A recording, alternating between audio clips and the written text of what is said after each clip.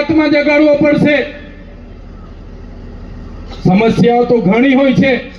5 વર્ષ સુધી તમારે પાણીની સમસ્યા હોય, રોડની સમસ્યા હોય, શિક્ષણ નથી મળતું એની સમસ્યા હોય, તમારે અનેક સમસ્યા આવે ને ચૂંટણી આવે, કોઈ ગામમાં આવે અને ગામમાં આવીને નાસ્તાની વ્યવસ્થા કરે, પીવાની વ્યવસ્થા કરે, સાડીની વ્યવસ્થા કરે, એટલે 5 વર્ષની સમસ્યાઓ ભૂલીને તમે એ જ કમળનું બટન દબાવીને આવી જાઓ છો। ત્યારે મારા વડીલો, મારી માતાઓ, મારા ભાઈઓ, મારા યુવાનોને હું કહેવા આવ્યો છું, હવે તમારા આત્માને જગાડવાની જરૂર છે, તમારા સ્વાભિમાનને જગાડવાની જરૂર છે।